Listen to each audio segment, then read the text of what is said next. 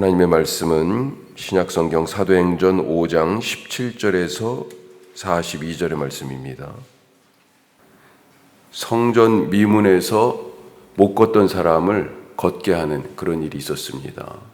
그것 때문에 사람들이 다 모여가지고 솔로몬 행각에서 말씀을 전하는 베드로와 요한의 그런 말씀을 들었었던 적이 있죠. 그것 때문에 성전을 맡은 자, 성병 경비대장과 그 다음에 또 사두개인들, 부활이 없다고 하니까 그 사람들은 부활을 전하니까 막 분개했죠. 베드로와 요한을 잡아다가 공회 앞에 세웠어요. 사내들인 공회. 그리고 예수 이름으로 다시는 말하지 말라고 윽박질러가지고 그렇게 내보냈었습니다. 한 번 사내들인 공회 앞에 한 번 선 적이 있어요. 풀려났거든요. 그런데 이렇게 한번 잡혔다가 풀려난 사도들을 통해서 하나님께서는 계속해서 기적을 일으키셨고, 병자들은 베드로의 그림자만 덮여도 우리가 낫겠다 하는 그런 심정으로 길가에서 베드로가 막 가는 걸 기다리고 있었단 말이죠. 그리고 결국은 믿고 주님께 돌아오는 자들의 수가 더하게 됐습니다. 교회는 더 부흥했다는 거죠. 핍박을 받았지만. 자, 오늘 말씀은 이런 상황에서 대제사장 일당이 다시 제자들을 옥에 잡아 가두는 그런 장면으로 시작하고 있습니다. 오늘 우리가 17절 말씀인데 그렇게 되어 있어요. 12 대제사장과 그와 함께 있는 사람들이 시기가 가득하여 18절에 사도들을 잡아다 옥에 가뒀다. 자, 오늘 이 말씀으로 우리가 몇 가지 더 살펴보면요. 첫 번째로 사명을 계속하라. 사명을. 하나님은 밤에 천사들을 보내서 이 갇혀있는 제자들을 그 옥에 옥문을 열고 제자들을 끌어내면서 이렇게 지시하십니다. 자, 20절 한번 보시죠. 가서 성전에 서서 이 생명의 말씀을 다 백성에게 말하라 하매, 누구에게 하신 말씀이에요? 갇혔던 사람들, 제자들에게. 2달 전에 이 재판정에 예수님이 서셨습니다. 경위가 어떻든 이제 탈옥수니까 이번에 붙잡히면 이 제자들 죽을지도 모릅니다. 한 번은 풀려났어도. 그런데 멀리 피한 것이 아니라 어디 갔어요? 성전에 서 있어요. 성전에. 도망간 게 아니네 보니까요. 성전에 서서 외치고 있어요. 제자들을 옥에서 끌어내신 이유가 분명합니다. 성전에 서서 생명의 말씀을 다 백성에게 말하라.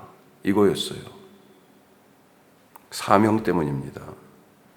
자, 그러면 복음 증거의 이 사명을 위해서 항상 옥에 갇혔다 그러면 나와야 될까요? 비슷한 상황이 바울에게도 나중에 일어났죠. 2차 전도 여행 중에 신라와 함께 그렇게 복음을 전하는데 빌립보에 갔을 때 점치는 귀신 들린 여종이 있었습니다. 귀신이 들려가지고 그렇게 살고 있는 것을 보면서 바울과 실라가 귀신을 쫓아줬죠. 그랬더니 아니 여종이잖아요. 주인이 있습니다. 주인들이 그 여종 때문에 소득이 있었는데 이게 없어졌네요. 그래서 바울과 실라를 고소하고 옥에 갇히게 되는데 그냥 갇힌 게 아니고 채찍질을 당했다 그렇게 되어 있습니다. 그런 모욕과 채찍질을 당하고 옥에 만신창이가 돼가지고 갇혔는데 그 한밤중에 바울과 실라가 모든 죄수들이 다 들을 정도로 기도하고 찬송했어요. 그랬더니 갑자기 큰 지진이 나서 옥터가 흔들리고 터가 무너지고 그리고 문이 열렸어요. 착고로 채웠는데 그 채운 것이 다 풀어졌다. 그렇게 되어 있습니다. 다른 죄수들은 다 도망갔습니다. 하지만 바울과 실라는 탈옥하지 않았어요. 그대로 있었습니다. 어떤 때는 사명을 위해서 하나님이 자유해야 하고 어떤 때는 사명을 위해서 갇혀야 한다는 거죠. 어떤 때는 원하지 않았지만 하나님의 사자가 문 열고 나가라 이끌어내셨고 어떤 때는 문이 열렸는데도 남아 있어야 됩니다. 중요한 건 뭐예요? 자유하거나 갇히거나 열리거나 닫히거나 이게 아니고 우리는 항상 어떤 상황에서도 사명을 위해서 말씀을 증거하는 삶을 살아가는 것, 이것이 우리에게 중요하다 하는 거죠. 자, 두 번째로 진실하지 않으면 사람이 두렵다. 사람뿐이겠어요? 상황도 두렵고 살아가는 것 자체가 걱정이죠, 그냥 다. 자, 제자들이 탈옥한 것을 알지 못하고 이 대제사장은 제자들을 데려와라. 이제 재판을 열어야 되겠으니까 신문하기 위해서 공회를 열고 지금 공회 앞으로 데려오라고 사람을 보냈습니다. 하지만 깜짝 놀랐죠. 분명히 문은 잠겨 있는데 사람들은 없어요. 난리가 났습니다.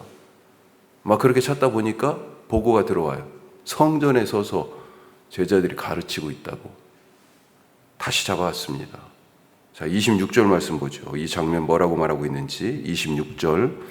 성전 맡은 자가 부하들과 같이 가서 그들을 잡아왔으나 강제로 못함은 백성들이 돌로 칠까 두려워함이더라. 성전 맡은 자가 어디에서요? 성전에서. 성전이 경내가 여러 구역이 있습니다. 이방인의 뜰이라고 하는 데도 있고 예루살렘의 뜰, 그 다음에 제사장의 뜰, 이방인의 뜰, 여인의 뜰, 예루살렘의 뜰. 그러니까 그때마다 이방인 여기까지는 이방인이 갈 수 있고, 그 다음에는 여인들이 여기까지 갈 수 있고, 그 다음에는 남자들이 갈 수 있고, 그 다음에는 제사장만 갈 수 있고, 이렇게 단계가 달라 있어요. 솔로몬의 행각은 이방인의 뜰이에요. 거기에 있어서 아무나 다 출입이 사실은 가능해요. 이방인까지 들어올 수 있으니까. 그때 거기서 예수님이 성전에서 짐승 팔고 돈 받고 주는 사람들 그 좌판을 다 뒤집은 자리가 바로 그 넓게는 이 이방인의 뜰에 있습니다. 자, 하여튼 이 성전 맡은 자, 이건 성전 경비대장입니다. 부하들과 같이 가서 제자들을 잡아왔는데 뭐라고 돼 있어요? 백성들을 두려워해서 강제로 지금 제자들을 가자 해가지고 지금 그렇게 못한 거예요. 아니, 죄인이면 밧줄을 묶든지 그래가지고 끌고 와야 될 텐데 지금 마음대로 이 제자들을 어떻게 할 수가 없는 겁니다. 왜요? 백성들이 돌로 칠까 두려워서. 여기가 어디라고요? 성전입니다. 누구를 두려워해야 돼요? 하나님을 두려워해야 되는 장소인데 백성들을 두려워하고 있어요. 영의 눈이 없고 육의 눈만 있으니까 보이는 사람 두려워하면서 보이지 않는 하나님은 지금 무시하고 있는 겁니다. 눈이 있어도 보지 못한다 하는 예언자들의 탄식과 예수님의 그 탄식이 지금 그대로 나타나는 모습이죠. 얼마나 이들이 믿음이 없는 자인지 여실히 보여주고 있어요. 앞서 4장에 사내들인 공회에 섰을 때, 첫 번째 잡혔을 때도 마찬가지입니다. 4장 21절에 앞부분에 이렇게 돼 있어요. 관리들이 백성들 때문에 그들을 어떻게 처벌할지 방법을 찾지 못하고. 지금 민심은 많이 제자들한테 돌아갔어요.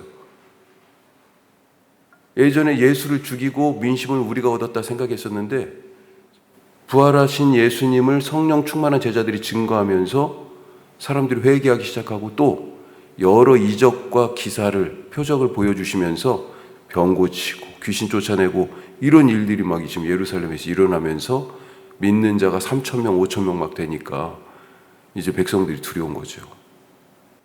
진리 안에 있는 제자들은 다시 붙잡힐 걸 알면서도 도망가지 않고 성전에 딱 서가지고 다시 성전에 서서 예수님을 전하고 있어요. 하지만 진리가 없는 자들은 자기들이 성전 경비대장이고 성전의 모든 것을 주관하는 대제사장이고 사내들은 공회의 회원이고 그런데도 불구하고 진리가 없으니 제자들을 죄인이라고 하면서도 지금 제대로 붙잡지도 못하고요.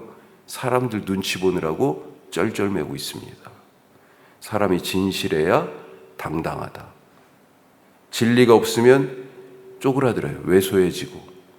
구린 구석이 있으면 구차해지잖아요. 오늘도 진리 안에서 당당하게, 진리 안에서 자유하게 살아가시기를 축복합니다. 마지막 세 번째로 보고 들은 대로 살자. 보고 들은 대로. 이제는 죄수에서 탈옥수라는 죄를 하나 더 달았어요. 그렇죠? 그렇게 다시 공회 앞에 선 제자들은 여전히 그럼에도 당당합니다. 사내들인 공회, 이 재판정에 두 번째로 섰습니다. 전에는 어땠어요? 풀려날 때 조건이 있었던 애들, 무슨 조건이요? 다시는 그 예수 이름으로 말하지 않는 조건으로 지금 풀어주는 거야. 한 번만 더 그럼 그때는 안 봐준다. 위협하고, 그렇게 윽박질러 가지고 내보냈었거든요. 왜 그걸 위반했냐? 지금 오늘 그렇게 물어보잖아요. 제자들이 대답합니다. 자, 30절, 31절. 뭐라고 그래요? 30절.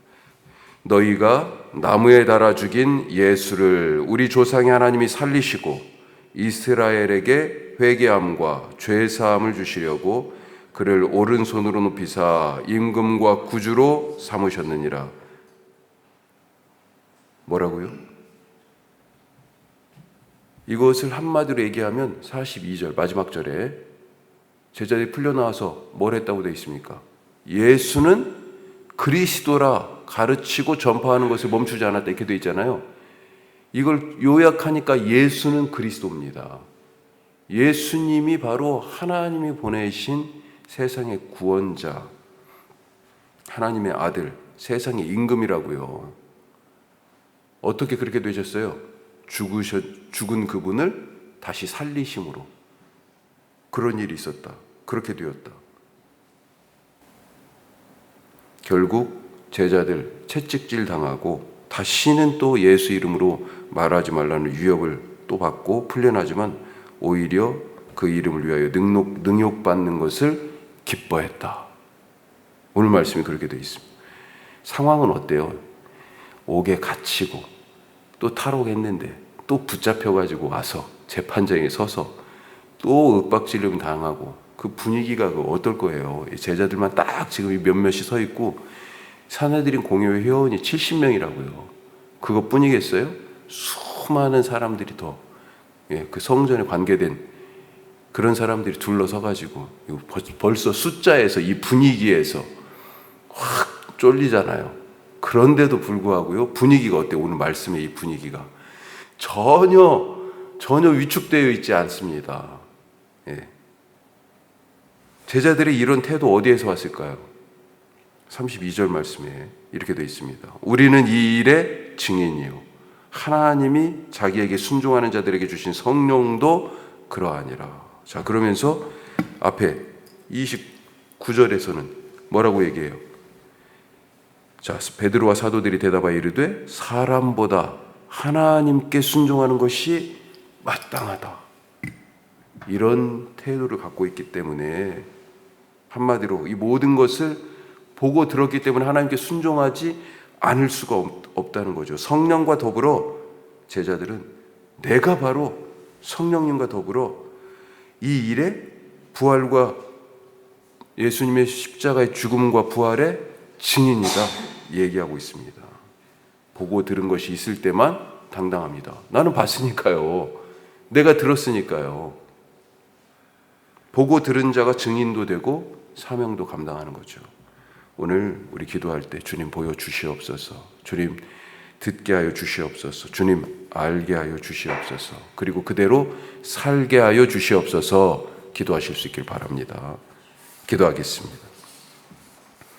오늘 우리 세 가지 말씀 나눴습니다. 사명을 계속해서 붙들고 살아가자. 우리 제자들의 모습 얼마나 멋져요. 두 번째로 진실하지 않으면 사람이 두렵습니다. 상황을 못 견뎌요. 하지만 진실하니까 제자들 어때요? 오늘 너무 당당하잖아요. 진리 안에, 진리가 내 안에 머무는 그런 사람 되게 하여 주시고 보고 들은 대로 본 게 있고 들은 게 있어서 지금 제자들은 그런 거예요. 부활하신 예수님 만났잖아요. 주님 내게도 주님 보고 듣는 그런 눈과 귀를 허락하여 주시옵소서. 우리 기도하실 수 있길 바랍니다. 말씀 붙들고 기도하시고요. 오늘은 또 우리 교회가 이 혁신도시 세워져 있잖아요. 혁신도시가 우리 교회 때문에 더 행복한 동네가 되게 하시고 예수 믿는 자들이 날마다 더하는 그런 역사가 있게 하여 주시옵소서. 다 같이 기도하겠습니다.